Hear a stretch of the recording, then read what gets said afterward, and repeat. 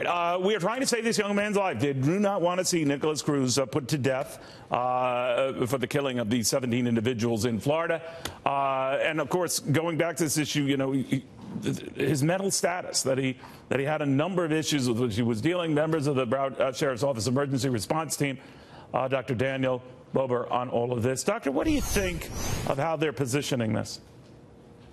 Neil, I just want to say, as a resident of Broward County, just want to acknowledge the tremendous work that the Broward Sheriff's Office is doing. All the men and women are heroes every day, and they're doing a great job. But to talk a little bit more about this individual, I read that he was saying that he was having voices in his head, or what we call command auditory hallucinations. That may be indicative of a psychosis or something like schizophrenia, but that doesn't necessarily mean that he didn't know the difference between right and wrong.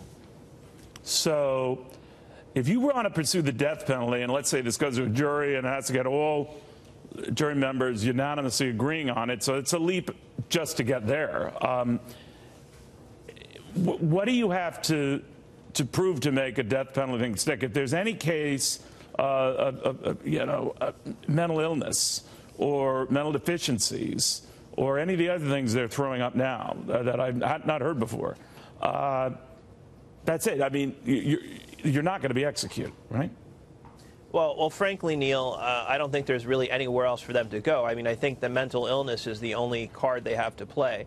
But, you know, in a death penalty case, I'm not an attorney, but you look at things like aggravators and mitigators, and very often that will convince a jury to choose life in prison rather than the death penalty. Yeah, I think it's going to be between those two issues. So let me ask you, Doctor, on these new revelations that he was telling authorities he was hearing voices in his head, all this other stuff. Certainly, there was questionable behavior cited by neighbors, former classmates, police that came and visited when his mom was still alive, his house at least a few dozen times over the course of about 18 months.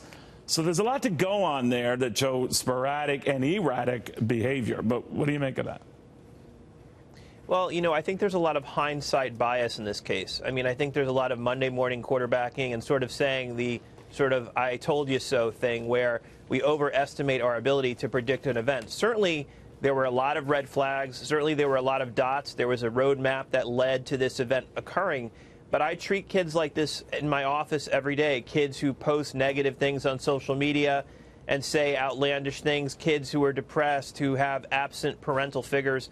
And it doesn't necessarily mean that they're going to become mass shooters. So I think this is still a relatively rare event, and it's very difficult to predict very rare events. Do you worry that what could happen, Doctor, is get this kind of information, if someone has a questionable social media threat or comment or series of comments or videos, that it's going to be sort of like a, scarlet letter on everyone who's had to deal with issues as depression. Right, like the pendulum will swing the other way. Right. Well, some of the research has shown that there's a contagion effect or copycat effect, that shortly after these events, very often there are copycats. We know that a lot of these mass school shooters have been inspired, for example, by Columbine. So I do worry about that and the media coverage, but it's certainly something that we have to be vigilant about. All right, Doctor, thank you for taking the time. We appreciate it. My pleasure, Neil.